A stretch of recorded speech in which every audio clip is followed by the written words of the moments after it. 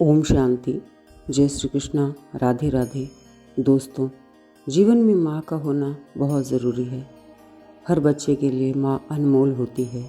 वो किसी कीमत पर उसे अलग होना नहीं चाहता, लेकिन ये प्रकृति का नियम है कि जिस इंसान ने जन्म लिया उसे इस संसार से विदा होना पड़ता है।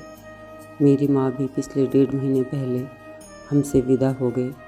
बहुत दुख हुआ, दर्द तकलीफ़ महसूस करते हैं। माँ के बिना एक पल रहना भी मुश्किल लगता था, लेकिन अब 1.5 महीना हो गया माँ बिना हम रह रहे हैं और आगे भी रहना पड़ेगा। माँ ने अपना जीवन 85 साल जिया, बहुत अच्छी तरह से जिया। ऐसा जीवन बहुत कम देखने को मिलता है। माँ के बिना सब सुना है, लेकिन फिर भी इस संसार के नियम को मानते हुए हमें आगे बढ़ना ही है। दोस्तों, 15 जनवरी को माँ का देहांत हुआ। बहुत अच्छा दिन, मकर संक्रांति का दिन उन्होंने चुना। जो दिन भीष्म पितामह ने 6 महीने इंतज़ार करने के बाद पाया, वो दिन माँ के लिए आया और उस दिन माँ इस संसार से विदा हो गए। माँ के अंतिम संस्कार के 5 दिन बाद हम लोग हरिद्वार गए माँ के अस्थि विसर्जन के लिए। बड़ी भैया, मैं, भाभी और भतीजा अभिजीत। वहाँ जाकर भैया ने बहुत विधि विधान से माँ के अस्थियों को विसर्जित किया। कड़ाके की ठंड थी, जनवरी के महीने की, लेकिन फिर भी भैया ने सिर्फ एक बनियान में नदी के किनारे, गंगा किनारे बैठकर सारे जो संस्कार थे उनको पूरा किया और हमने दुखी मन से माँ की अस्थियों को गंगा में प्रवाहित किया। आज जो भी माँ का बचा हुआ अस्थियाँ थी वो भी हमसे दूर हो गई थी। बहुत दुखद पल होते हैं, लेकिन ऐसे पलों को भी जीना पड़ता है हमें।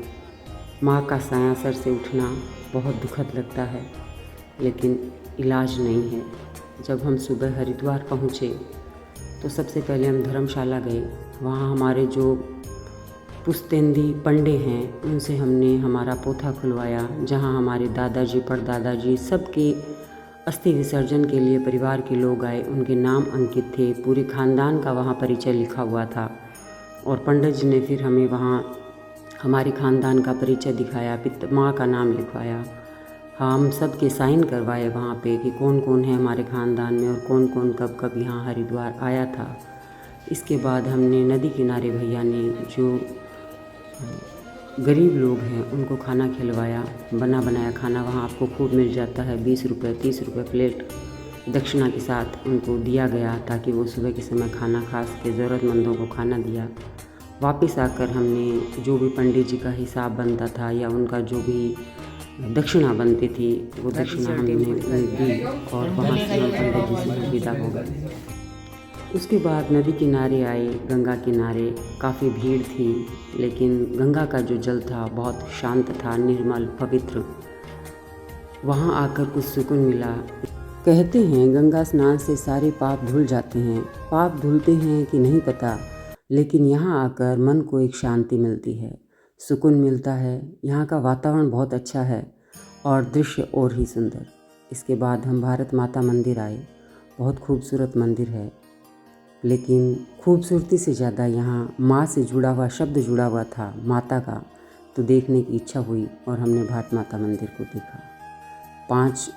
7 फ्लोर में यह बना हुआ है और हर एक में अलग देवी देवता नहीं, हमारे जो महापुरुष हुए हैं भारत के, उन सब की गौरव गाथाएँ यहाँ लिखी हुई है। काफ़ी अच्छा लगा यहाँ आकर हमें। पहाड़ों के बीच में बसा हुआ है हरिद्वार।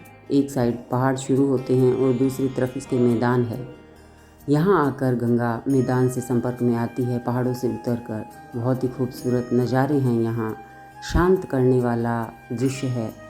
बाहर आबादी काफ़ी है, लेकिन फिर भी पहाड़ों के बीच में बहती हुई ये नदी और नीला आसमान हमारा मन मोह लेता है। चारों तरफ हरियाली है, हरा भरा। और ये भारत माता मंदिर जो 7 मंजिला है और हर मंजिल पर अलग अलग जो हमारे महापुरुष हुए हैं देश के, उन सब का वर्णन यहाँ किया हुआ है। बहुत अच्छा लगा यहाँ आकर। मातृ प्रेम के साथ साथ यहाँ आने से देश प्रेम की भावना भी पैदा होती है। हरिद्वार से वापस सवेरे 4 बजे हम रतनगढ़ पहुँच गए थे, तो 9 बजे तक घर नहीं गए।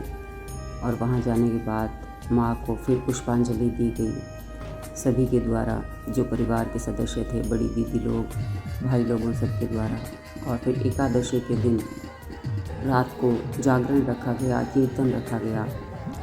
बहुत लोग आए थे कीर्तन देखने के लिए, जागरण देखने के लिए।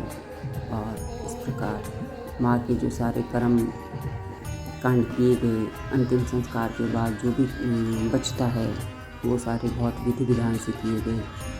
ईश्वर माँ की आत्मा को शांति दे और वो हमारे मन में, दिल में, दिमाग में हमेशा रहेंगे। और हम कोशिश करेंगे कि उनके बताए पद चिन्हों पर चलते रहें। मैं अपने आप को बहुत भाग्यशाली मानती हूँ कि मुझे ऐसे माता पिता मिले जिन्होंने जीवन जीना सिखाया, संघर्षों में अपनी राह बनानी सिखाई। आज मैं जो कुछ भी हूँ या मेरे बच्चे जो कुछ भी हैं, अपने माँ बाप द्वारा दिए गए वो अच्छी शिक्षा और संस्कार ही हैं।